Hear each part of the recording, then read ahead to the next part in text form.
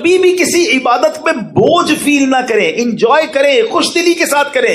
اگر اللہ نے اس قابل کیا ہے کہ آپ قربانی کر رہے ہیں تو سبحان اللہ قربانی بھی کریں اور ساتھ سجدہ شکر بھی ادا کریں کہ اللہ تو نے مجھے اور میرے گھر والوں کو اس قابل کیا۔ ارے حضرت ابراہیم کو تو حضرت اسماعیل کے ذبح کرنے کا حکم ہوا تھا، اگر یہی حکم ہمیں دے دیا جاتا کہ سب اپنے بچے ذبح کرو، کیا حال ہوتا؟ ادھر قربانی دینے کی نیت نہیں ہوتی، یہ والی قربانی کون دیتا؟ ہم پر تو آسانی کر دی گئی نا کہ جانور قربان کروایا جا رہا ہے۔ اچھا جانور بھی قربان کرو، گوشت بھی خود ہی کھا جاؤ، یہ بھی نہیں کہ سارا بانٹ دو۔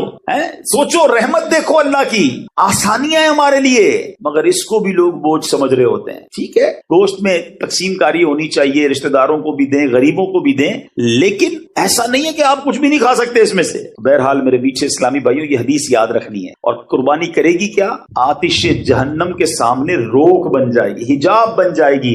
اللہ نے چاہا جہنم سے قربانی بچائے گی۔ ایک اور حدیث پاک سنیے، پیارے آقا علیہ الصلوۃ والسلام فرماتے، اے فاطمہ، اپنی صاحبزادی سے کہا، اے فاطمہ اپنی قربانی کے پاس موجود رہو، کیونکہ اس کے خون کا پہلا قطرہ گرے گا تو تمہارے سارے گناہ معاف کر دیے جائیں گے۔ ہائے ہائے ہائے، کتنی بڑی نعمت ہے۔ چوتھی حدیث، اللہ کے حبیب فرماتے، جس شخص میں قربانی کرنے کی وسعت ہو پھر بھی وہ قربانی نہ کرے تو وہ ہماری عیدگاہ کے قریب نہ آئے۔ ہاں، اس کو نبی پاک نے اپنے آپ سے دور فرما دیا۔ وہ لوگ جو قربانی اس میں سستی کرتے ہیں، اچھا پھر پورے گھر کا ایک بکرا کر لیں گے، گھر میں افراد بہت سارے، ایک جانور سب کی طرف سے، حساب نہیں کرتے کہ حصے کتنے بن رہے ہیں، حصے پورے ہو رہے ہیں کہ نہیں ہو رہے، کیونکہ بعض صورتوں میں اگر آپ کی کیلکولیشن درست نہیں ہے، یا آپ نے ایک ہی جانور، مثال کے طور پہ ایک بکرے میں سارے گھر والوں کی قربانی شامل کر دی، کسی کی بھی قربانی نہیں ہوگی۔ آپ کو یہ باقاعدہ سیکھنا ہوگا کہ کس طرح حصوں کی تقسیم ہوگی، یہ ایک واجب کام ہے،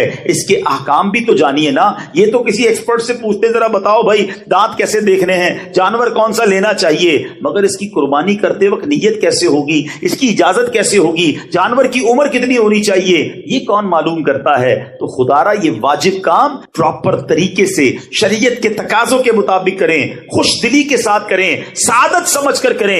اللہ نے چاہا یہ آپ کے لیے بہت زبردست نیکی ہو جائے گی۔ سنو میرے آقا علیہ الصلوۃ والسلام کیا فرماتے ہیں۔ آقا فرماتے ہیں، انسان بقرعید کے دن کوئی ایسی نیکی نہیں کرتا جو اللہ عز و جل کو خون بہانے سے زیادہ پیاری ہو۔ یہ قربانی قیامت میں اپنے سینگوں، بالوں اور کھروں کے ساتھ آئے گی، اور قربانی کا خون زمین پر گرنے سے پہلے اللہ کے ہاں قبول ہو جاتا ہے۔ لہذا خوش دلی سے قربانی کرو۔ سبحان اللہ۔ محقق علی الاطلاق خاتم المحدثین حضرت شیخ عبدالحق محدث دہلوی فرماتے ہیں، قربانی اپنے کرنے والوں کے نیکیوں کے پلے میں رکھی جائے گی، جس سے نیکیوں کا پلڑا بھاری ہوگا۔ حضرت سیدنا ملا علی قاری رحمت اللہ تعالی فرماتے ہیں، پھر اس کے لیے سواری بنے گی جس کے ذریعے یہ شخص بآسانی پل صراط سے گزرے گا۔ ارے یہ پل صراط پر سواری کا کام دے گی، یہ نامہ اعمال پہ وزن کا کام دے گی۔ فرمایا، اور اس جانور کا ہر عضو، پارٹ آف دا باڈی، قربانی کرنے والے کے ہر عضو کے لیے جہنم سے فدیہ ہوگا۔ قربانی کی آنکھ کے بدلے ہماری آنکھ جہنم سے بچے گی، قربانی کے پیر کے بدلے ہمارا پیر جہنم سے انشاءاللہ بچے گا۔ تو سوچو، یہ جانور تو مجھے جہنم سے بچانے والا ہے، یہ پل صراط سے پار کرانے والا ہے۔ اب یہاں ایک اور بڑی پیاری بات، بڑی گہری بات ہے، توجہ چاہوں گا۔ آقا نے کیا فرمایا صلی اللہ تعالی علیہ وسلم، جس کا مضمون ہے کہ قربانی جو ہے وہ، میرے آقا نے فرمایا کہ اس دن، قربانی والے دن، خون بہانے سے زیادہ کوئی افضل کام نہیں ہے۔ اب آج کل کچھ لوگوں کو پتہ نہیں کیا ہو گیا ہے، کہتے ہیں یار اتنی ساری قربانی کرنے سے بہتر ہے کسی غریب کی شادی کرا دو، کسی غریب کی مدد کر دو۔ ارے بھائی، ہم یہ سارے کام، چاہے کسی کی مدد کریں، کسی کا علاج کروائیں، کس لیے کرتے ہیں؟ اللہ کی رضا کے لیے نا، ثواب کے لیے۔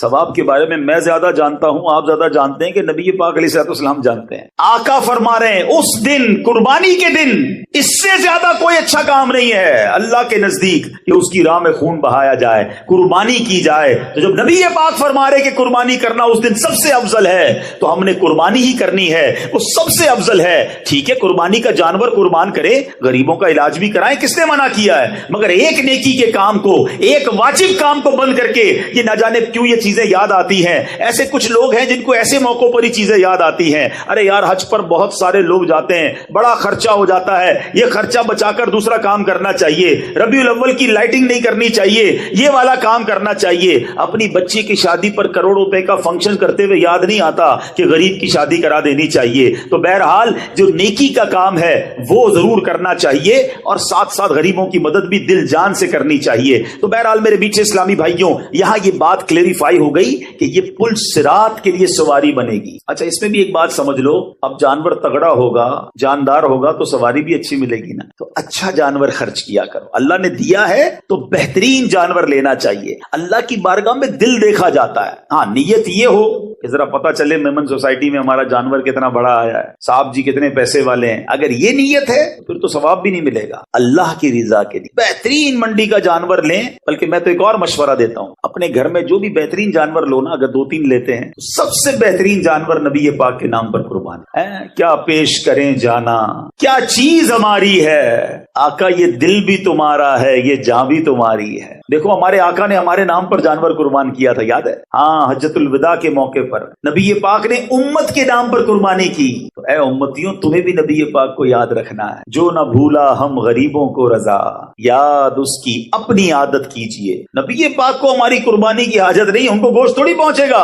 ये मोहब्बत का इजहार है, गोश्त तो फिर भी हमारे पास ही रह जाना है। तो बहरहाल कुर्बानी करें, खुश दिली के साथ करें, अच्छी नीयतों के साथ करें। कुर्बानी का जानवर बेहतरीन लें, इसलिए कि यहां अल्लाह की बारगाह में दिल देखा जाता है कि बंदे को माल से मोहब्बत है या अल्लाह की रिजा से मोहब्बत है। जितना कीमती जानवर होगा ना, उतना मुश्किल से दिल से निकलेगा। और जब आपके दिल से कोई काम मुश्किल होता है, उसका अजर भी ज्यादा होता है। और फिर इसको बांटे गरीबों में, तकसीम करे रिश्तेदारों में, इंशाअल्लाह इसका खूब सवाब कमाएं। तो कुर्बानी जिसको अल्लाह ने नवाजा है, बेहतरीन जानवर करें और फिर सुभान अल्लाह नबी पाक अलैहिस्सलाम के नाम करें, तो क्या बात है। अच्छा, कुर्बानी के दिनों में जो कुर्बानी करने का इरादा रखता है उसके बारे में यह है कि नाखून, बाल और मुर्दाल, खाल वगैरह न कटवाए, क्योंकि ये हाजियों से मुशाबहत हो जाती है। हाजी भी एहराम पहन के ये सब चीजें नहीं करते, तो हजामत वगैरह ना करवाए तो इंशाअल्लाह इसकी बरकतें मिलेंगी। और जो कुर्बानी नहीं करता वो भी गरीब है बेचारा, नहीं कर पाता, तो उलमा कहते हैं अगर वो भी ये आमाल इन दिनों में कर ले, जुल्हिज्जा के 10 दिनों में, तो इंशाअल्लाह उसको कुर्बानी का सवाब भी मिल जाए। तो ये काम करना चाहिए। और सुभान अल्लाह, बल्कि मुफ्ती साहब फरमाते हैं कि जो कुर्बानी ना कर सके अशरे में, यानी जुल्हिज्जा के इब्तिदाई 10 अय्याम में हजामत ना कराए, बकरीद के दिन या बाद नमाज ईद हजामत कराए, तो इंशाअल्लाह कुर्बानी का सवाब कमाएगा। अच्छा, अब यहां पर एक दो बातें मजीद कुर्बानी के लिए अर्ज कर दूं, फिर इंशाअल्लाह इसके बाद मैं हजरत इस्माइल अलैहिस्सलाम और हजरत इब्राहिम का वो वाकया सुनाना चाहता हूं, ताकि हमारे बच्चों को ये पता तो चले कि कुर्बानी वाजिब क्यों हुई थी, ये याद किसकी है, ये वाकया क्या था। अल्लाह अकबर, जितनी बार इस वाकये को पढ़े आंखों में आंसू आ जाते हैं, दिल बेकरार हो जाता है कि ये कैसे लोग थे, अल्लाह की रिजा पर कैसे राजी थे, कितनी बड़ी कुर्बानी के लिए वो तैयार हो गए। और आज हमें छोटी सी कुर्बानी देने में लोगों के दिलों पर बोझ आ जाता है। तो बहरहाल मेरे पीछे इस्लामी भाइयों, कुर्बानी की जो दुआ है ना, ये इंशाल्लाह आपको दावत इस्लामी के जो रिसाले हैं मकतबतुल मदीना के, उसमें मिल जाएगी, मगर मुझे बहुत पसंद है। अरबी दुआएं याद कर लो और उसको तर्जमे के साथ याद। आए हाय, इस दुआ के जरा माना सुनो। अल्लाह करे कि मुझे तो वो बीबी फातिमा से जो नबी पाक ने फरमाया ना कि ऐ फातिमा कुर्बानी के पास रहना, पहला कतरा गिरते ही तुम्हारे पिछले गुनाह मुआफ कर दिए जाएंगे।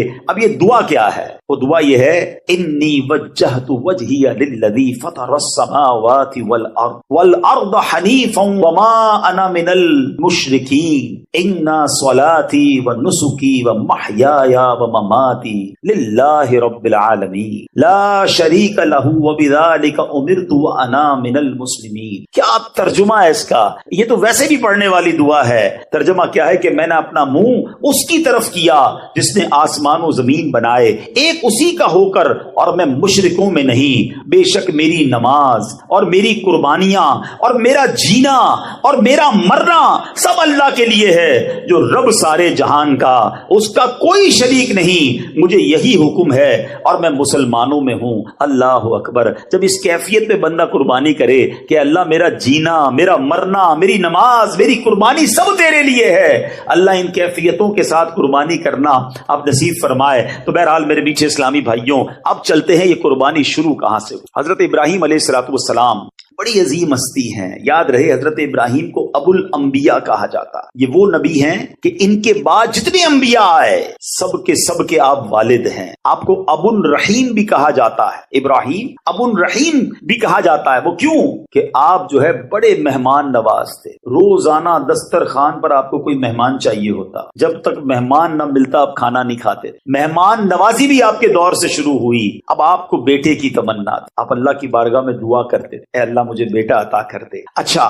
آپ 99 سال کی عمر تک بے اولاد تھے. 99 ایئرس کی. چلو تھوڑا سا یہاں ایک درس دے دوں. کئی لوگ ملتے ہیں کہتے ہیں اولاد نہیں ہے اور پھر مایوسی کی باتیں کرتے. میں تو نماز پڑھتا ہوں پھر بھی اولاد نہیں ملی, حج کر کے آیا پھر بھی اولاد نہیں ہے. معاذ اللہ, اللہ کی رضا پر راضی نہیں ہے. ایک بات یاد کر لو, اگر رب نے کچھ نہیں دیا نا تو یہی میرے لیے بہتر ہوگا. کیا پتا تمہارے نصیب میں ایسی اولاد ہو جو تمہیں مار کے گھر سے نکالتی ہے. بعد میں ماں باپ کہتے ہیں نا نہیں ہوتی اولاد تو اچھا تھا. نہیں ہوتی ایسی اولاد. کیسی نافرمان اولاد ہوتی ہے لوگوں کی. میرا رب اگر اسی پر راضی ہے تو راضی رہو نا.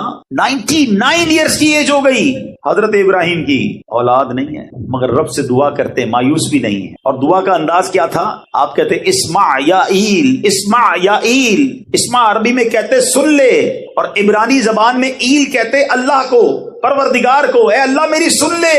سبحان اللہ. حضرت اسماعیل 99 سال میں حضرت ابراہیم کو عطا کیے گئے اور حضرت ابراہیم نے بیٹے کا نام ہی اسماعیل رکھ دیا. جو دعا میں پکارتے تھے اسمع یا ایل, یہی نام اسماعیل جو ہے وہ اپنے بیٹے کا نام رکھ دیا. اے میرے میٹھے اسلامی بھائیوں, یاد رہے حضرت ابراہیم کی کیا شان ہے. رسول پاک علیہ الصلوۃ والسلام کے بعد تمام انبیاء میں سب سے افضل نبی حضرت ابراہیم علیہ السلام ہیں. حضرت ابراہیم ہی اپنے بعد میں آنے والے سارے انبیاء کرام کے والد ہیں.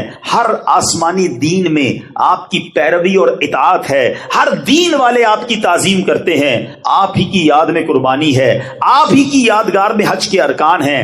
آپ ہی کعبہ شریف کی پہلی تعمیر کرنے والے ہیں. جس پتھر پر کھڑے ہو کر آپ نے کعبہ بنایا اس کو مقام ابراہیم کہا گیا اور اس کو سجدہ کرنے کی جگہ فرما دیا گیا. وَاتَّخِذُوا مِن مَقَامِ إِبْرَاهِيمَ مُصَلَّى, اور ابراہیم کے کھڑے ہونے کی جگہ پر اپنا مصلی بناؤ, وہاں نماز ادا کرو. یہ قرآنی حکم آ گیا. یہ حضرت ابراہیم کی شان ہے. ویسے ایک اور عشق والی بات بتا دوں, اللہ آپ کو اور مجھے بار بار مکے کی حاضری عطا فرمائے. وہ پتھر جس پر کھڑے ہو کر حضرت ابراہیم نے کعبہ تعمیر کیا تھا, سبحان اللہ, آج بھی اس پتھر پر حضرت ابراہیم کے قدموں کے نشان اپنی آنکھوں سے آپ دیکھ سکتے ہیں. کتنے گہرے نشان ہیں. کبھی سوچا کتنا ٹائم ہو گیا ہے؟ 5000 سال سے زیادہ وقت ہو گیا ہے. یہ اب اس کے اوپر باکس بنایا گیا ہے, پہلے باکس نہیں تھا. یہ کھلے آسمان تلے پتھر پڑا رہا. ہزاروں بارشیں دیکھی, ہزاروں اس نے آندھیاں دیکھی ہوں گی, موسم کے مد و جزر دیکھے, مگر یہ پتھر نے کیسے اپنے سینے میں حضرت ابراہیم کی نشانی کو سنبھالا ہوا ہے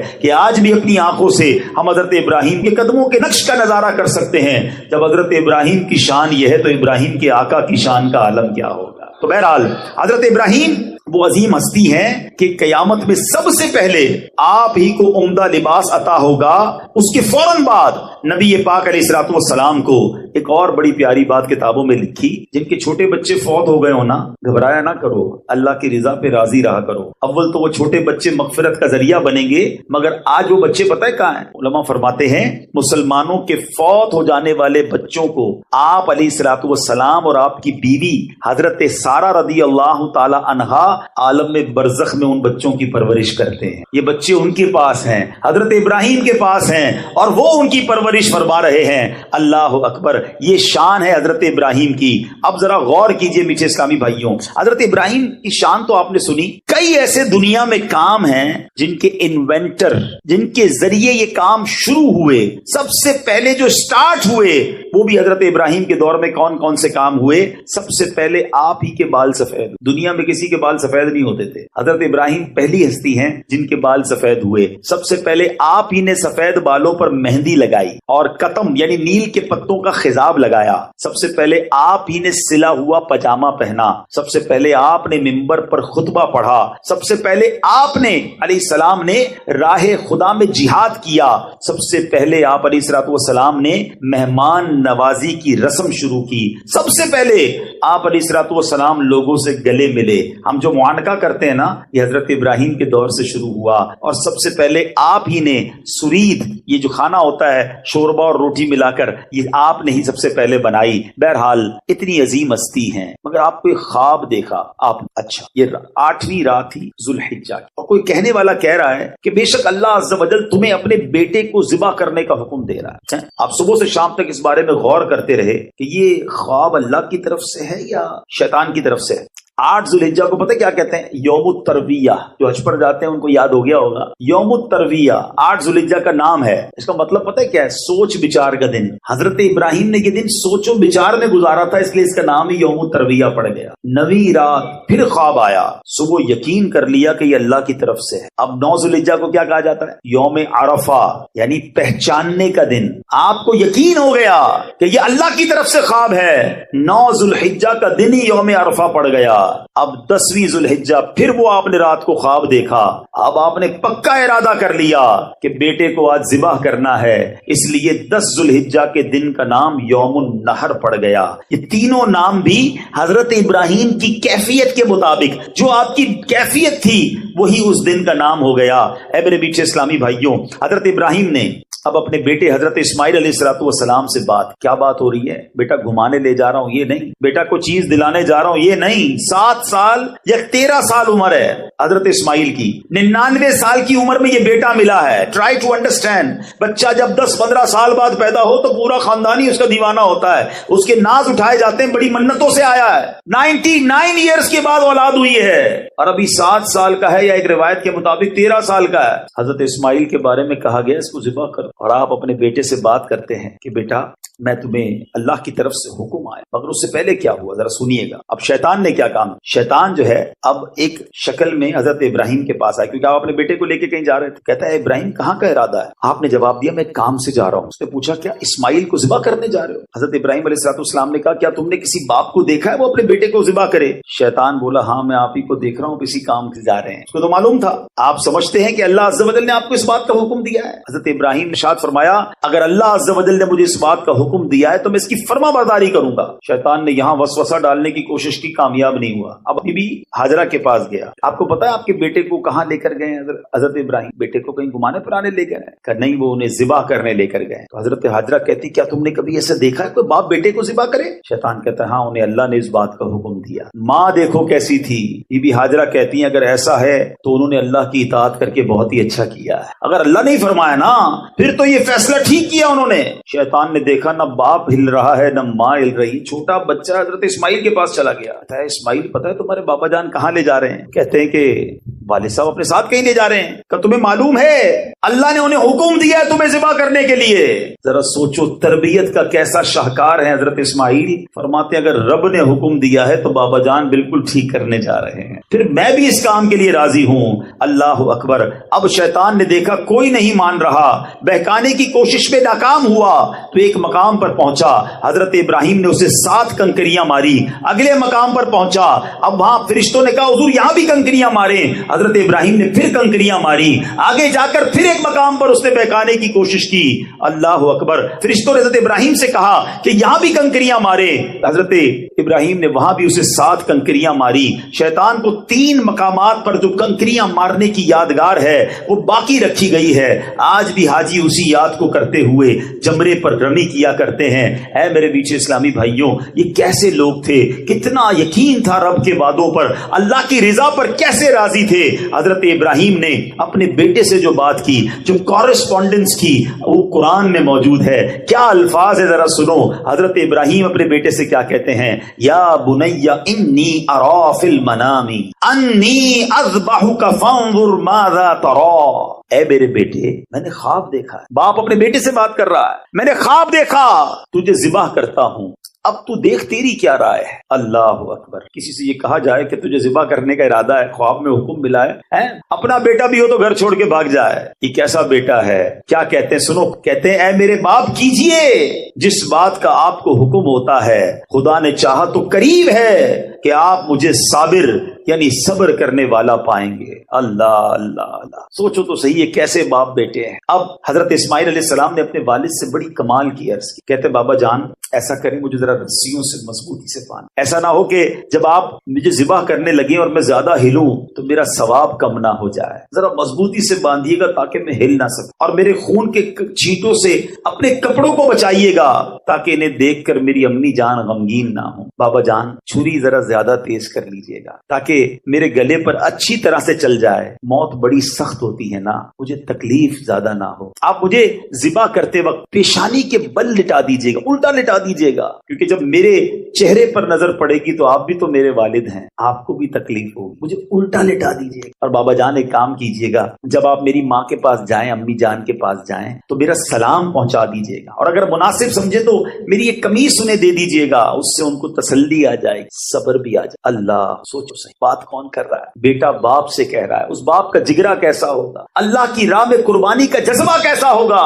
اب حضرت ابراہیم کہتے ہیں میرے بیٹے تم اللہ عز و جل کے حکم پر عمل کرنے میں میرے کیسے عمدہ مددگار ہو۔ پھر اسی طرح ہوا، حضرت اسماعیل کو آپ نے رسیوں سے باندھا، چھری تیز کی، حضرت اسماعیل کو پیشانی کے بل لٹا دیا، ان کے چہرے سے نظر ہٹا لی اور ان کے گلے پہ چھری چلا دی۔ انہوں نے اپنا کام کر دیا، ہاں چھری چلا دی گئی، مگر چھری نے اپنا کام نہ کیا، وہ بھی تو رب کے حکم کی باندھی ہوئی ہے نا۔ رب جو چاہے، ان اللہ علی کل شیء قدیر، رب نے اپنی قدرت کا نظارہ دکھایا، وہ چھری جو تیز تھی باپ نے بیٹے کے گلے پر چلا دی مگر چھری نے کام نہ کیا۔ اب کیا ہوا؟ حضرت ابراہیم علیہ الصلوۃ والسلام پر وحی نازل ہوئی اور ہم نے اسے ندا فرمائی کہ اے ابراہیم تو نے خواب سچ کر دکھایا، ہم ایسا ہی صلہ دیتے ہیں نیکوں کو، بے شک یہ روشن جانچ تھی اور ہم نے ایک بڑا ذبیحہ اس کے فدیے میں دے کر اسے بچا لیا، یہ امتحان لیا گیا، اے ابراہیم تم کامیاب ہو گئے، تم نے یہ اپنا وعدہ پورا کر دیا۔ اللہ اکبر۔ اب جب زمین پر لٹا دیا گیا تو اللہ نے جبرائیل کو حکم دیا کہ جنت سے ایک دمبا لایا جائے، ایک مینڈھا لایا جائے، وہ مینڈھا لے کر آئے۔ ذرا سوچو منظر کیسا ہوگا، حضرت اسماعیل الٹے لیٹے ہوئے ہیں، باپ کے ہاتھ میں چھری ہے اور وہ پھرا چکے ہیں۔ اب اوپر سے آواز آتی ہے اللہ اکبر اللہ اکبر، حضرت جبرائیل مینڈھا لے کر آ رہے ہیں اور اوپر سے صدا لگا رہے ہیں۔ حضرت ابراہیم نے جب اوپر دیکھا تو جان لیا کہ اللہ کی طرف سے آزمائش کا وقت گزر چکا ہے، امتحان پورا ہو گیا ہے، بیٹے کے فدیے کی جگہ مینڈھا بھیجا جا رہا ہے۔ حضرت ابراہیم نے اب خوش ہو کر کیا کہا، لا الہ الا اللہ واللہ اکبر۔ اب جو بیٹا لیٹا ہوا ہے، حضرت اسماعیل نے جب یہ سنا تو کہتے ہیں اللہ اکبر وللہ الحمد۔ اس کے بعد کیا ہوا؟ یہ تینوں الفاظ جو ہیں یہ وہی تسبیح ہے جو ہم عید کے دنوں میں پڑھتے ہیں، یہ ایام تشریق میں پڑھی جانے والی تسبیح ہے، قیامت تک کے لیے مسلمانوں کی زبانوں پر جاری کر دیا گیا۔ اب جب اس تسبیح کو پڑھنا تو غور کرنا کتنی مبارک تسبیح ہے کہ اس کے پہلے الفاظ جبرائیل نے کہے ہیں، درمیانی الفاظ حضرت ابراہیم کی زبان سے ادا ہوئے ہیں اور آخری ورڈز جو ہیں وہ حضرت اسماعیل کی زبان سے ادا ہوئے ہیں۔ ارے اتنی بڑی قربانی کے بارے میں ہم تو تصور بھی نہیں کر سکتے، آؤ مبارک لوگوں کی زبان سے نکلے ہوئے یہ مبارک الفاظ اسی تصور میں پڑھتے ہیں۔ اللہ کریم مبارک الفاظ کے صدقے ہماری مغفرت فرمائے۔ مل کر پڑھیں گے، اللہ اکبر اللہ اکبر، لا الہ الا اللہ واللہ اکبر اللہ اکبر وللہ الحمد۔ اب عید کے دنوں میں جب یہ تسبیح پڑھنا نا تو یاد رکھنا جبرائیل نے شروع کی تھی، حضرت ابراہیم نے آگے پڑھی تھی اور آخری الفاظ حضرت اسماعیل نے ادا کیے۔ اللہ اکبر، یہ کیسا منظر تھا، یہ کیسا امتحان تھا جس میں یہ خاندان کیسا کامیاب ہوا۔ رہتی دنیا تک تلاوت ہوتی رہے گی، قرآن پڑھا جاتا رہے گا اور اس قربانی کا اور اس صبر کا ذکر ہوتا رہے گا۔ اے میرے میٹھے اسلامی بھائیوں، یہ مینڈھا کون سا تھا؟ ہائے ہائے، دیکھو اللہ کریم نے جو یہ مینڈھا بھیجا حضرت اسماعیل کی جگہ پر فدیے کے طور پر، مفسرین کہتے ہیں کہ یہ مینڈھا جنت سے آیا تھا اور یہ وہی مینڈھا تھا جس کو حضرت آدم अलैहिस्सलाम کے بیٹے حضرت حابیل نے قربانی میں پیش کیا تھا، اس مینڈے کا گوشت پکایا نہیں گیا بلکہ اسے درندوں اور پرندوں نے کھا لیا۔